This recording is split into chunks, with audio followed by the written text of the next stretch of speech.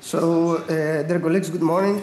I'd like to thank the organizing committee and Dr. Spargis for this kind invitation to take part in this great course every year. So now we'll see some guidance on how we can optimize our procedure and how procedural success is defined. We've seen that before. TR is now classified as a secondary due to ventricular or atrial causes, primary and due to pacemaker leads. The bad thing is that as the severity of the TR increases, then this vicious cycle of secondary TR gets worse and worse with RV dilatation, annulus dilatation, and an increase in the coaptation defect of the leaflets. There are two devices for tricuspid transcatheter edge-to-edge repair, the TriClip and the PASCAL, as we've seen before. And now let's see what we have to do in order to optimize our procedure. First of all, tricuspid TEER is a team play. We have to be part of the heart team to make a decision about the suitability for the T-TEER, to evaluate the patient, to plan the procedure, and make all the decisions regarding according to the intervention. And this team has to involve many specialists, as we see here: cardiac surgeons, interventional cardiologists, heart failure specialists, cardiac imaging, electrophysiologists, anesthesiologists, and all the staff of the cath lab in order to have an optimized result. The first and most important part of this process is, of course, to rigorously select our patients. And ideal candidates for T-TEER are patients with symptomatic tricuspid regurgitation who have persistent symptoms and are at high risk for surgical tricuspid valve repair or replacement. Of course, the stage of the disease must be taken into account because there are studies showing that according to the stage of the disease the patients are, then the results may be different. And usually we have to intervene in an earlier phase. And of course, as we've seen in that excellent case by Professor Vavuranakis, we have to take into account all coexisting valvular pathologies. According to the latest TEC guidelines for valvular heart disease, now T-TEER is indicated for symptomatic secondary severe tricuspid regurgitation in inoperable patients. The second step is to carefully select our imaging process, and this has a pivotal role in all this planning. Of course, we will all have a transthoracic echocardiogram as an initial imaging modality to evaluate the severity of the TR, the etiology, and all the other valves.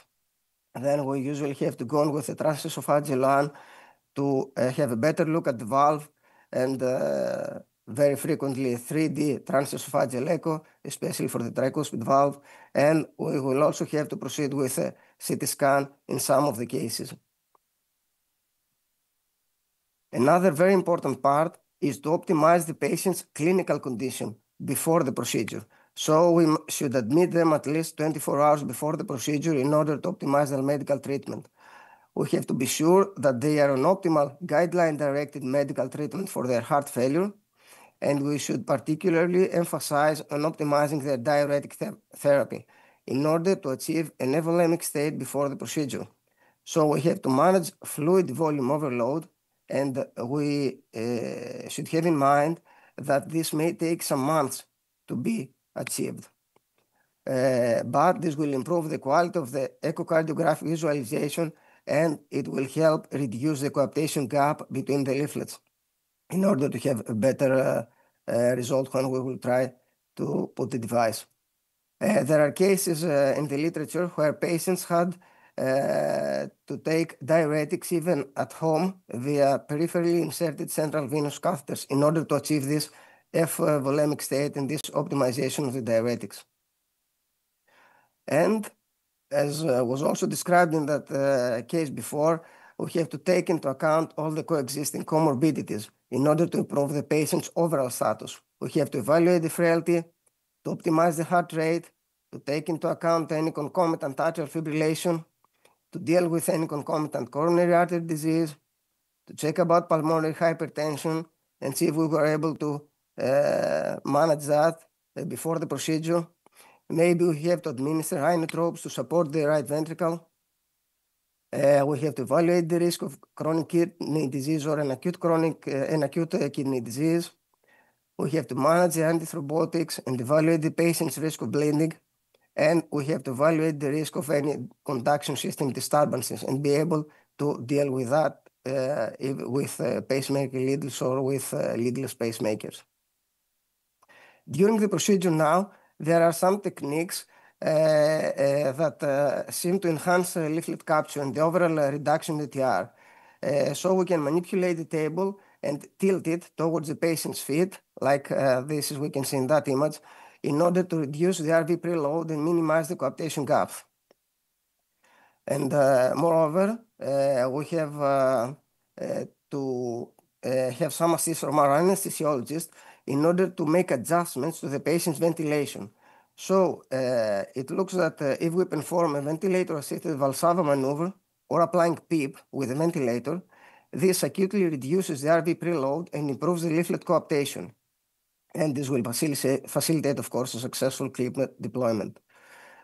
Moreover, we can ask from our anesthesiologist to reduce the tidal volume to 200 to 300 mL and increase the respiratory rate in order to have the same result, to reduce the tricuspid valve respiratory variation and facilitate the clip deployment. And let's see now for the second part how we'll define our procedural success. There are several factors that influence and will give us a good result.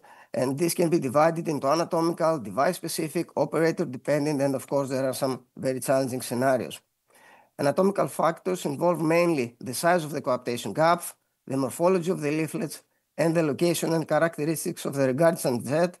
I will not get into details. There are some scores like the glide score, which we can use to evaluate these factors. And of course, as more factors of these are involved, the worse the result will be. There are also some device-specific characteristics with the TriClip or the PASCAL device. For the TriClip, there are many devices. The PASCAL has the central spacer that may help us reduce the defect area between the grasps, and we can use them according to a selected case. Of course, operator experience plays a pivotal role, and as much procedures as an operator performs, this will lead to better technical outcomes, of course, and the reduction in the complications. Regarding the challenging scenarios, when we've got pacemaker leads or when the echocardiographic visualization is not good, then this will not help us to achieve an optimal result. Regarding the definition of the procedural success, this definition has evolved over time, and initially it was focused on technical aspects of the procedure, but nowadays the clinical improvements and the patient-centered outcomes are involved. And the latest definition and the internationally accepted definition is this one, coming from the T-TEER K group. It divides the success endpoints in two main categories: the intraprocedural technical success that is looked immediately after the procedure, and the clinical success measured at 30 days and beyond. This intraprocedural success involves all these parameters, of course, not to have mortality or stroke, to be able to deliver our device, to deliver no more clips than the ones that we have planned before the procedure, of course, to achieve a very good result for the valve with no tricuspid stenosis and mild or moderate TR, and not to have forward flow obstruction or pulmonary embolism, and of course, no need for surgery or intervention in the first 24 hours. Regarding clinical success, that is assessed at 30 days and 1 year, we have also all these parameters that are involved in the intraprocedural success, and also these clinical ones that must be present in 1 year. So we shouldn't have any hospitalizations or interventions for the underlying condition, of course, for the TR, and an improvement in patients' symptoms and in patients' quality of life. Of course, all these avoiding bleeding, any other cardiac structural complications, acute kidney injury, myocardial infarctions, and any valve-related complications. So, regarding the pre-procedural optimization for T-TEER, this involves a heart team approach. We have to select our patients carefully. We have to implement a multimodality imaging and, of course, optimize the medical treatment of our patients before the procedure.